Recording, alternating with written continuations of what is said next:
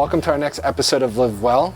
Today we're going to be talking about how art heals. We're fortunate to have two local artists with us today, Miss Kathy Jones, who's going to give us a broad brush on the local art scene and how maybe you can incorporate some of this into your life. And we've got Michelle Burt, who's going to share a personal story, not only of how art has helped her, but other families that may be struggling with autism. So I hope you enjoy this episode. Hello, my name is Dr. Jorge Rubat. I'm the Chief Executive Officer and CMO of the Laguna Beach Community Clinic. And I'd like to welcome you to our next episode of the Live Well series. Today we are looking at wellness via art. And I'm very fortunate to have Miss Kathy Jones here with me today.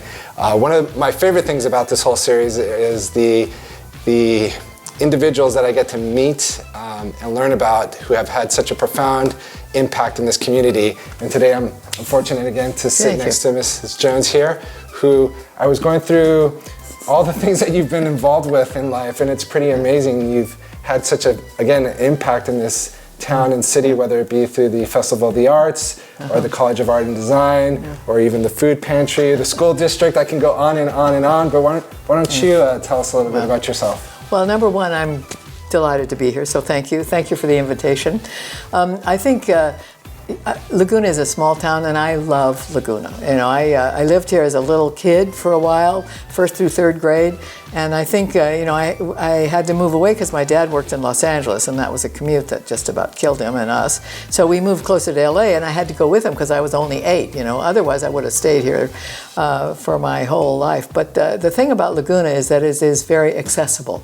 I mean, it's a small town. When you walk downtown, you meet people that you've known, somebody who taught your kid, or somebody you grew up with, or somebody who checks in the market, who's a friend. There's a sort of sense, a real sense of community, and I am so appreciative of that, because this is an era when community is maybe not as available for everyone. So I feel very, very grateful to be here, and very grateful to have had an opportunity to sort of be involved in as many things as I have. So we know art throughout history has been used in different ways for therapy or spiritual rituals, just various things. And it amazes me that it was only in the 1940s that medicine started to recognize art as a way to help with therapy or with medical issues. We're very fortunate in Laguna, having such a strong art history, to have so many different types of art accessible to the community. So from your perspective, can you share with us how art heals? Well, let me say a couple of things about that. I had the privilege a few years ago of working with a nonprofit organization, working with basically kids 13 to 18 who had struggled with all kinds of pretty terrible issues, drug issues, abandonment issues, abuse issues. And this program worked with those kids, and you can imagine that these children had a lot of self-esteem challenges. And this program kind of helped them introduce themselves to art. But we have a weird thing in this culture where you have to have kind of a license, to be an artist. And we'll talk about that in a minute, because this is my hot button. Yeah. But these kids, in order to get them past that, we gave them tools that were not tools. They were sponges or Q-tips, or things where you couldn't be intimidated by a Q-tip or a sponge the way you can be with a brush or a pencil. Because with a brush or a pencil, you're supposed to draw a certain way. But with a Q-tip or a sponge, you just make a mark. And so we had these exercises where we had these kids sort of paint out their feelings or their anxieties using these tools. And the joy that they got out of it, and the sense of accomplishment, and kind of sense of having done something so that they could be so proud of, was amazing. I did a few classes at the shelter here in Laguna. LOCA does those classes. We'll talk about LOCA later too. But that's another opportunity where we gave them tools where they could have success when they were making something. And this was not something that these kids had in their lives. So let's translate that to adults. Because as I said to you, a lot of adults feel, and I think this is cultural. I'm just going to get on my high horse here. I think in many cultures, song, dance, art is integral. you do that as a part of your expression of your religious beliefs, your ceremonies. But for some reason here, I think, you have to be a singer to sing. You have to be, a painter to paint. And we have kind of diminished that sense of joy and engagement a little bit. And I think that's one of the great things about a community like Laguna, because you can find access to those places. I had so many people who would come visit me at the festival and say, oh, I would love to paint, but in third grade, somebody told me that the tree wasn't supposed to look like that. And so getting people past that sense and helping them understand that they have a voice and they have a right to express that voice, and how much that is fulfilling, I think, is a real sort of opportunity for all of us, and a privilege that this community offers. Yeah. And a lot of at least the literature or the research that I read, focus on that ability to non-verbally express. Yes. And that was the key, is to be able to share their thoughts or emotions where maybe they weren't able to communicate it. Right. And it also led to the other thing that I heard you kind of emphasize, is this increase in self-worth or esteem of themselves, which then led to other secondary benefits, whether it be in relationships with themselves or with other people.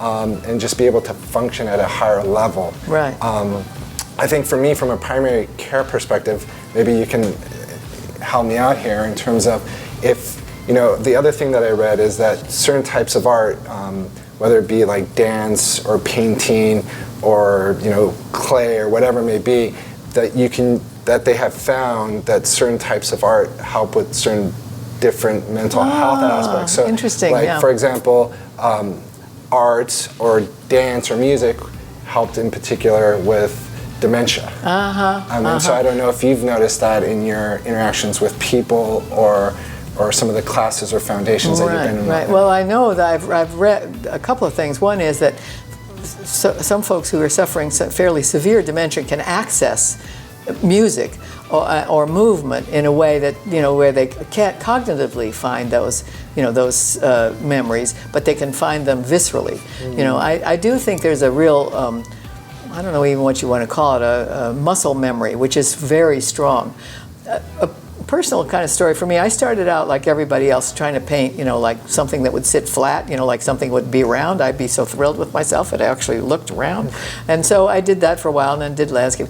But I had an interesting opportunity one time to kind of start thinking about painting as a place that would come from within rather than from without. And that, I think, is exactly kind of what you're talking about, is finding that access to paint how you feel about something. And I think the most evocative paintings really do touch that. And I do think that allows you to kind of unlock, maybe journaling does the same thing, but it allows you to unlock a lot of kind of things that you can't access, through words in the same way. So the thing that I'm hearing now is it brings a lot of joy. A lot of joy. And I guess from a neurohormonal thing, it's that whole dopamine release that people get, whether it be through exercise or some other form of art, whether it be the dancing, the clay, the gardening, and all that. It ultimately leads to more joy, which hopefully leads to... Well, there's a downside too. Let me just point out that there is joy, but I had a LCAD student who lived on our street, and she had a great bumper sticker. It said, "Artwork is work." So you have to remember that it's not always, but I can tell, a funny thing for me anyway, when a painting is going, I listen to music all the time. I'm a musicaholic. So I always have music in the studio. And so when I'm painting and a painting is going well, I never really know intellectually it's going well, but I find myself dancing. And it's just so weird. It's like, what happened there? Something happened. But I'm working along, and then all of a sudden, I feel the painting in a different way. So I really do believe there's so much pleasure for me in just the application of paint. They say Van Gogh ate his paint. I can understand why. It's so beautiful. And for me, the way maybe you can educate me and empower me today is, with my patients, if I have patients that maybe could benefit from them, with the plethora or the abundant resources that this community is very fortunate to have, how can I connect them to these resources? I think, as you mentioned, there's a lot of opportunities. So let me just kind of run through them, and then we can chat about any of them in more depth if you want. But starting with a city's recreation department, if you look at that list of classes, there are movement classes, there are art classes, there are classes where you can learn how to do something, but there are also classes where you can learn how to express yourself or have the opportunity to. So, the recreation department, I think, is a great source. The festivals during the summer, the Sawdust Festival actually runs classes all year long. The festivals classes, I think, are only summer, but that's another opportunity to just drop in and see what's happening. And you're going to have the opportunity from learning from artists who are there and on site and professional, and not only know their stuff but are great teachers. And many of those teachers teach off season, do workshops or things. So if you go to the festival and you see somebody's work that you love, often there'll be somebody who is available to be, you can take a workshop from them or something. So that's another opportunity. LOCA is a local arts organization that does a lot of work in the community. They teach at Glenwood House, they teach at the shelter, they teach through the Boys and Girls Club.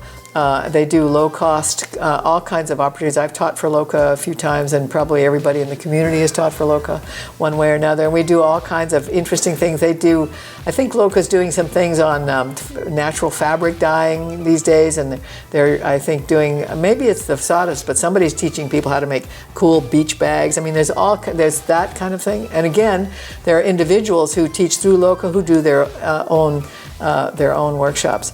I think of places like Laguna Tunes, a community chorus. You don't have to have a certificate to sing in Laguna Tunes. They're always looking for people to sing with them, and what greater thing is there in the world than to sing? Huh?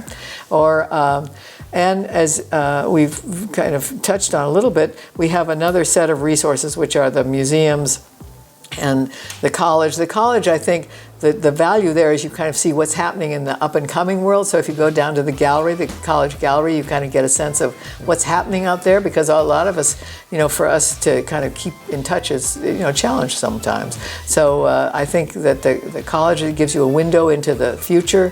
The museum has got a great show on right now, looking at Laguna's history. Joseph Kleitch is the show that's on right this moment, and he was one of the founders of the museum and very influential early on. So I think looking across the landscape, I think of Laguna Live as a place to go and experience music and maybe get your own the community band.